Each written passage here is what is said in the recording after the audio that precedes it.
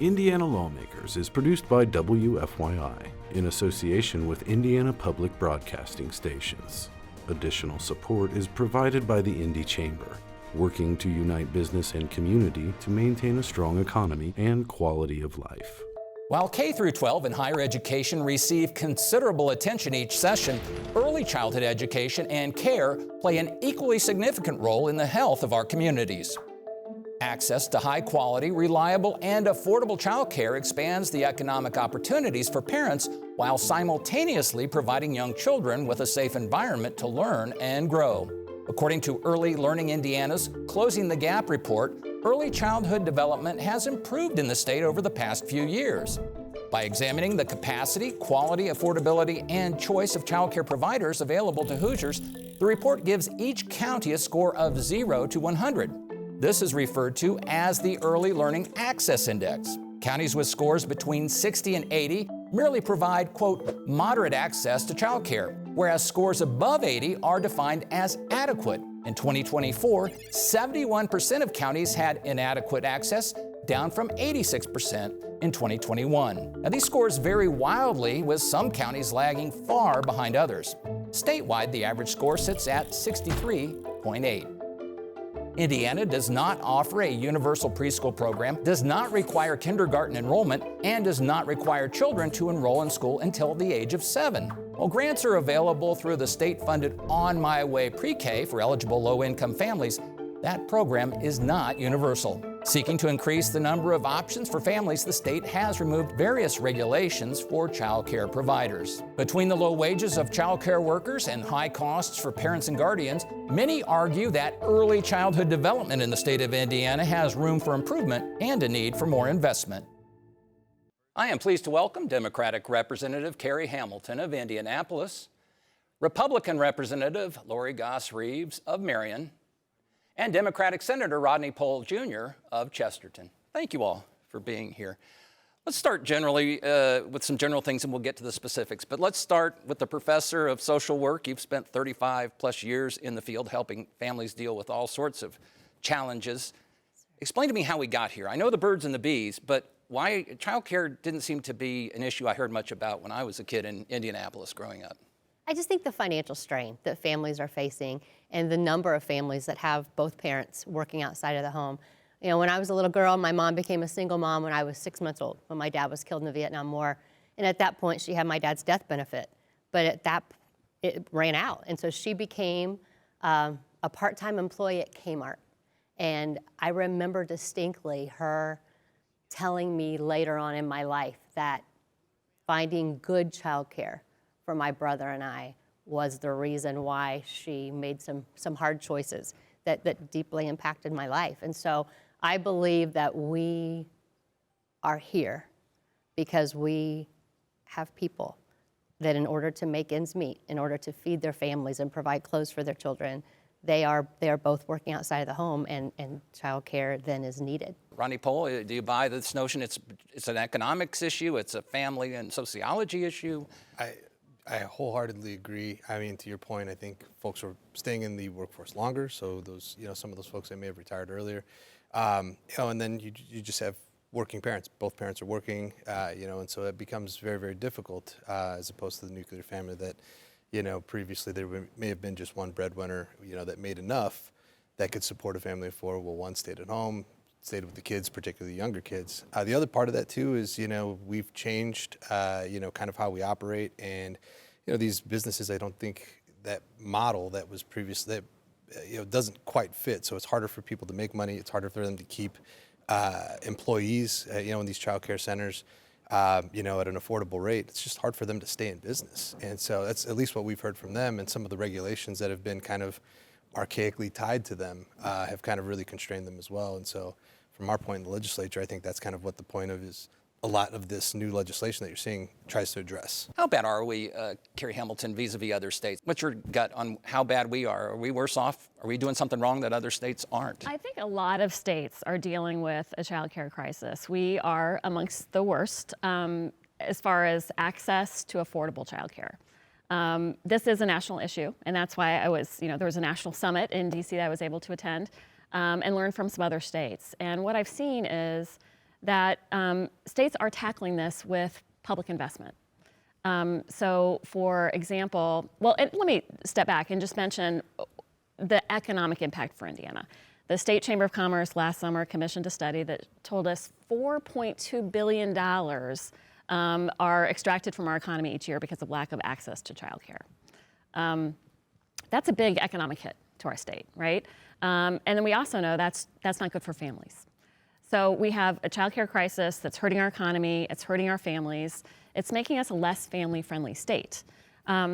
I was really intrigued by the work in New Mexico. Several states have been leaders in recent years. New Mexico has made significant investments, and the governor of New Mexico, Michelle Lujan Grisham, has really framed her investments, her state's investments in childcare around economic development. They realize they've heard from their employers, as we have with our State Chamber of Commerce, that childcare access is reducing the pool of workers. And that's very much true in Indiana. So in New Mexico, they've tied some of their economic development incentives to provision of childcare for employees. They actually passed a ballot initiative that says all families will have access to affordable childcare. In some cases, that means it's going to be free for children, for families. Others, it's subsidized. And that's really making a big dent in the crisis in their state.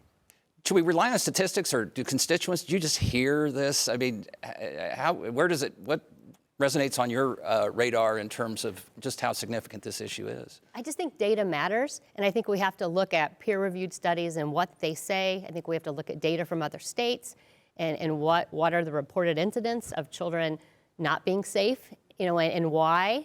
But I also think we have to look at personal stories, and we have to listen to people. I think the experts are those who are currently providing childcare. I've really enjoyed getting to connect with people that have testified on the Child, Family, and Human Services Committee, those that are providing the current daycare, the current childcare, and how do they feel about ratios and about what is needed in this space. As a social worker, what I really learned was how to bring everyone to the table. And having a mixed group that can really speak into this issue from their life experience, from their perspective, and come up with solutions that help the problems that you just heard, but also focus on the well-being and the safety of children. Yeah, I mean, the slots, certainly that's one aspect of the challenge. There are a lot of other statistics, certainly, we could find. Another one I think that's pretty telling, and you all touched on this earlier about the economic impact on families. For the median household income, upwards of 20%. And if you're a minimum wage, single parent, I don't know if anybody can even do this, you're spending essentially 96% of your income on childcare, which sort of begs the question, why work at all? I mean, you talking numbers here. I think it's over $1,000. It's over $1,000 a month for infant care. It's about $800 for child 4 and up. And so you're talking huge amounts of money, folks that will basically spend the majority of their paycheck. And particularly if you're minimum wage, I think the stat is about 43 weeks of the year you're going to have to spend just on childcare if you make minimum wage. It's not doable. So, and I think our state has, we've looked at this and we've heard these stories. I served on a summer study committee that was chaired by Senator Charbonneau a couple of summers ago. And he started it with, I think, probably one of the best quotes that I've heard in the legislature since I've been there. He said, the very first thing he said is we have to treat childcare as a part of our infrastructure. And I remember I was sitting in the front row and I just turned around and I was like, all right, let's go. I mean, that's what we have to talk about. And I think there's a lot of different organizations that have really kind of really focused on that, and people that are putting their money where their mouth is on this issue. For example, we've got the Ready Grants and the Northwest Indiana Forum in Northwest Indiana. They're kind of an arbiter of a lot of those funds. They've made that a major focus because of working families, because they know that, hey, in order to help our employers get these people in the door, filling out job applications, they got to make sure that they got somewhere to send their kids. And so, yeah, I mean, that's really it. Explain how you view that. It's integral to our economy and to the infrastructure that we need for a healthy workforce. That's right, yeah. So, I mean, childcare truly is critical human infrastructure for our state. If parents don't have a safe place to take their children, they can't work. That hurts our economy, that hurts those families and their income and their ability to thrive in our state, right? I think about this issue from thinking from a policymaker that we need to be very intentional about thinking about our children and families as the state's role. What is the state's role from cradle to K and beyond? So infant childcare, we've heard, extremely expensive. And one recent estimate showed we were the most expensive in the country for infant care. And that's even if you have access to it, let alone can you afford it. Many of our communities, you just can't find it. And then up through kindergarten. So pre-K is an area where we could make a big dent in high quality environments for children that are about 4 years old, right? Many states, all but 5 other states, have invested more in pre-K than we have in Indiana. And the benefits of just that piece of the puzzle, making that investment, if we were to ensure that all Hoosier 4-year-olds had access to high quality pre-K, that means the family's childcare at that age is no longer a problem, but also— At least during certain parts of the year. Yes, that's right, that's right. And before and after school care is critical too, that's part of this puzzle. But we think about the outcomes for those kiddos and all of the kids in a classroom. When kids come to kindergarten prepared to learn, that means they've had the social exposure, they've had the basic learning building blocks that you get in pre-K. All of the kids in that classroom have a better chance to thrive because they're all prepared. There's less teacher time on the kids who came in having never held a crayon or a pencil, never trying to write their name. When kids are ready to learn, students thrive. That plays out for those kids, in particular the ones who wouldn't have access at all to that early learning. They achieve higher education levels in their lifetime. They are less likely to be in the criminal justice system. They will pay more in taxes in their lifetime because they're more successful because of that state investment. And of course, and to this point, that's been a step too far for the General Assembly for, I presume, primarily financial reasons. But there have been steps taken.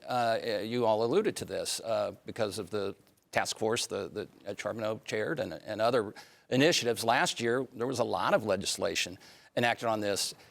And if I had to boil it down, generally speaking, they were designed to make sure there were more facilities by changing the numbers of students that were allowed, or young people that were allowed in care, making child care delivery more attractive to the people doing the work, so they could actually qualify for assistance and benefits in a way that they might not have before. And then changing the age. Instead of 21, you could be 18 to be a supervisor, or 16 or 17 to be working with the so-called school-age kids who are 5 to 15, as long as you have the elder statesman of 18 sort of looking over your shoulder. How's that working? I think we have to look at how we take our young high school students that are interested in being in this field. As a social professor, the number of students I had that wanted to do their field placements in the area of children was much higher than any other population. And so we have young people that are interested in being child care workers, in going into early childhood, and being teachers, social workers, nurses. I can think of lots of professions where, as a high school student, being in a daycare center, in a preschool, doing some school to work type of experiences could help us meet the ratios without additional cost to the state. I think that there's creative ways to solve this problem that aren't necessarily creating a financial cost to our taxpayers from the state level, but getting our elderly involved, our churches involved, bringing people into this solution-focused idea of how do we meet this need with people who could get experience, not necessarily having to be paid, but that real-life experience with children is invaluable. Rodney Pohl, you're an attorney, former city attorney. You think in terms of liability and what could go wrong. That's what you think about when you get up in the morning. What happens when something goes wrong here? When you've lowered the age standards cutoffs, fewer qualifications, larger numbers of students in the care of these individuals. Is this just something? Are we all sort of holding our breath, waiting for something bad to happen? No, I think you can tell that it's measured in how much we're cutting the regulations to help these child care centers. And I think that year by year you're starting to see kind of, okay, well we've done this. Nothing has, we haven't seen the sky fall, essentially. I think that because of the goodwill that I think that the legislatures had towards these centers to help them, with their, get more students in, get more workers in, I think what our hope is ultimately that this is going to be done responsibly, that we're not going to have 15-year-olds watching 15-year-olds. If you have 15-year-olds, that they need to be watching age-appropriate students, because, you know, to that point, all it takes is essentially one bad incident where, you know, we have somebody that basically, you know, does something wrong with what they've been provided as far as the regulations or the cuts in regulations, where everybody runs back to the legislature and says, you guys messed this up. You can see the headline now. Exactly. But for this legislation that was enacted last year, this child would not have been injured, not have been preyed upon, whatever the complete the sentence. And so I think it's upon the child care centers to act responsibly with, you know, the regulation, you know, the relief and regulation that they're getting. So, I mean, so far, obviously nothing, we haven't seen anything, but I think that I was, you know, one person in particular that when you start hearing what regulations you cut, you get a little skeptical. But when you've heard testimony after testimony after testimony as to, okay, here's how this is going to actually work in practice, it eases your fears a little bit. And so, you know, what we know is that something has to change, because there's a lot of archaic language that has been, you know, kind of regulating these facilities for a very long time, and they're saying, hey, we can't operate like this anymore. Nobody does, you know, and none of these other states do as well. So we're paying attention to what's happening in other states and really kind of seeing how that's going to apply here. So. And one of the bills, again, that in all likelihood will be enacted this session, in addition to doing some of the things I just mentioned, would essentially go further with some of these standards by tying it to other states, the neighboring states, that Indiana going forward could not have, in terms of age limits, in terms of caps, staff ratios, those sorts of things, rules or guidelines that are more stringent than Kentucky, Michigan, Ohio, and Illinois. Is that sort of the proverbial race to the bottom here? Well, here's what I'll say. I think the last few years, I've co-authored many of these bills where we've tried to, I think, cautiously make sure our regulations fit today's reality, so that we're keeping kids safe and reducing a little pressure on the system. Maybe, hopefully, making it a little easier to open up a facility here or there. For example, one of the policies where I think about to become law in Indiana is facilitating multi-site operations for an operator. A different bill from one, but also, yes, it's likely to be signed. So I think these are all good things, but I also believe that the reality is they help a system that's really still under crisis, and it will be a reality that the majority of Hoosier families won't be able to afford the little bit of extra access that might be provided because of these changes. So going back to the idea of investments, just respectfully disagree a little bit. I do think that there's a state investment role here, strategic economic development investments in childcare access and infrastructure across our state to make it more affordable and accessible to families. And you know, we've made a lot of major economic development investments in the last few years with huge price tags, huge. A tiny portion of what we put into the LEAP district, for example, and I wonder every day, did we need to put $500 million plus into that? That's the economic development program up near Lebanon. Could we have made just as big of progress there? I think it's a good overall project for sure, with $300 million in public dollars, right? It's a huge investment. A very targeted, narrow set of policies around childcare investment could go a very long way to solve this economic development and family crisis in our state. And I think we need to be considering that. And you mentioned the multi-site licensing. There are organizations such as the Y that testified that this is a great thing because it might have taken 3 to 6 months to get a license for each location before. Now, if you have the license and you're reputable, you can open one under that same license in a matter of weeks. Other bills this session, and you're on some of them, deal with making sure that foster families are part of the mix here. Right. Another one that passed, well, I think it passed unanimously, both chambers, is that school-based daycares could, for the first time, contract with religiously affiliated programs, nonprofits. Right. Good steps there? Yeah, I think that they are. And, you know, our foster parents who are taking foster children into their home now will have 200 waiver slots, so that we can make sure that these foster parents are not inhibited by this child care burden, the financial burden that it would take. And so I think that was a wonderful step.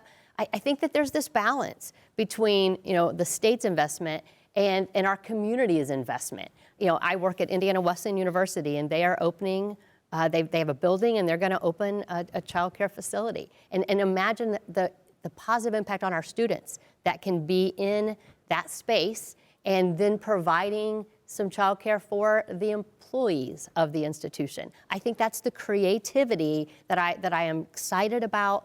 Our church, I attend College Wesleyan Church. They have a daycare just for the church employees, right? People that are rocking the babies of the staff. I love that partnership that helps us all focus on strengthening families and making sure that children are receiving the attention, the care, the nurturing that they need to develop and to be able to be ready as they grow and develop. And there is a tax, if I'm not mistaken, incentive for employers now, as for the past 2 years, who do offer, as Wesleyan, that type of thing, although I think it was funded with a very modest, maybe $2.5 million.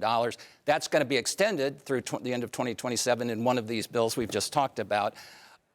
But again, is that enough? I don't know. We don't know what dollar amount will be assigned to it necessarily, but is this just chipping away, or do employers essentially need to be given the opportunity to offset? You open a daycare, we're going to make the tax incentives there that we keep you whole as a company, offset your costs.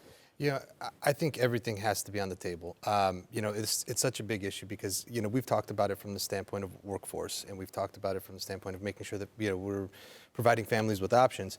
But I think the importance on the actual child, I think, is one of the things that we're just not really talking about. We've passed a ton of bills about, how we're, struggling with reading comprehension and, all of these things where there's such a focus on high quality education and high quality childcare and what that means to a child.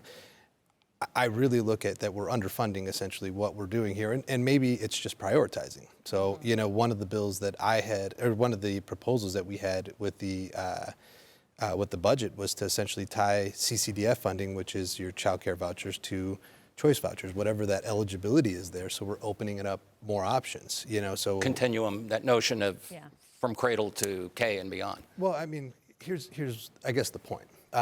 We have so many folks from economic development, from the chamber, from all these places saying, this is such an urgent issue, but we didn't hear the same thing necessarily about choice as far as vouchers. So we're spending a lot of money putting, thousands of dollars into vouchers for students that, or for families that are making $230,000. But right now we have a wait list of about 7,600 people waiting for CCDF vouchers, and these are families that are making $45,000 or less a year.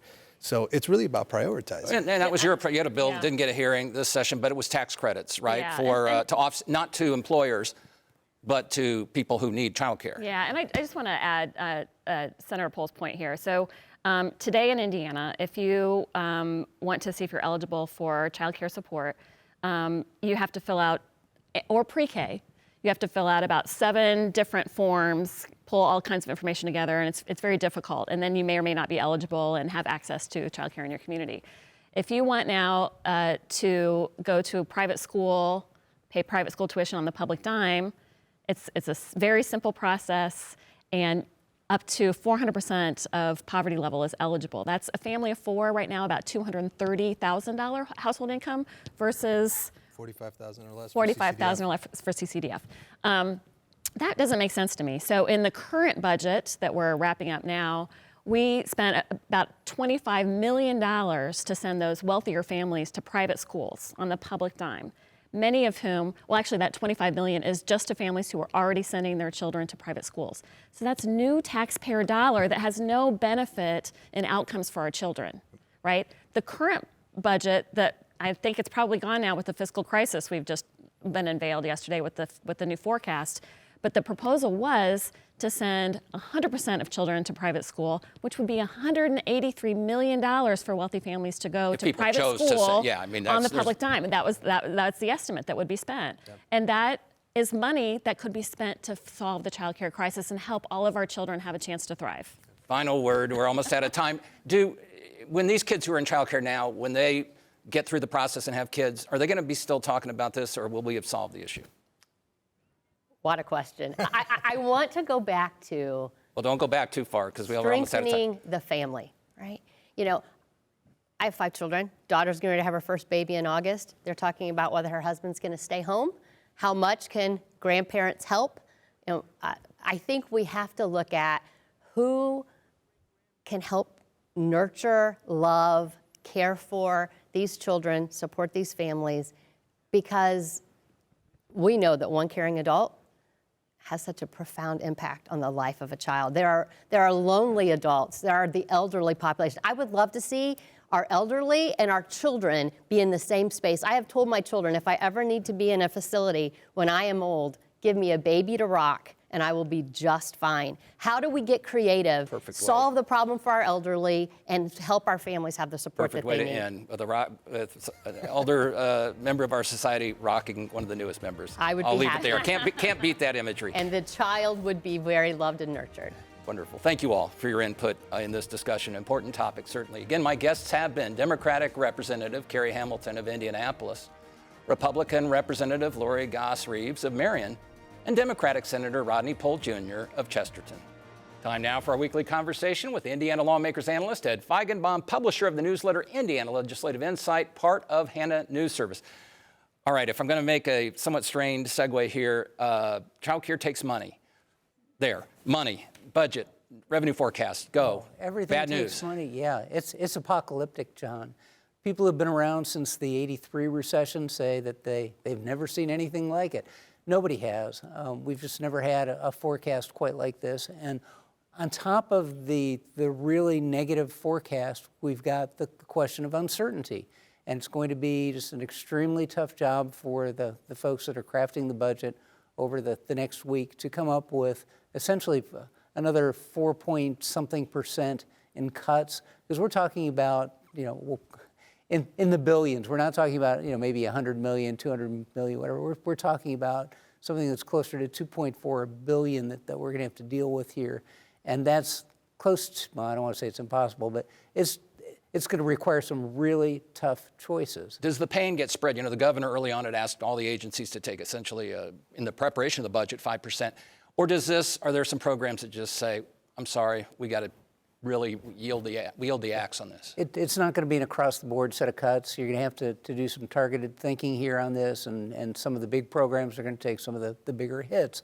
But part of the problem here, John, is that in years past, when you've had some degree of uncertainty or the fiscal leaders have had a problem with some of the numbers, they've said, well, we don't necessarily believe that, and we think it may be even a little bit worse. And with the day-to-day, month-to-month, hour-to-hour uncertainty, I think you're going to see the fiscal leaders say, on top of everything that we know we need to cut, we're going to have to hold back a little bit more on top of that.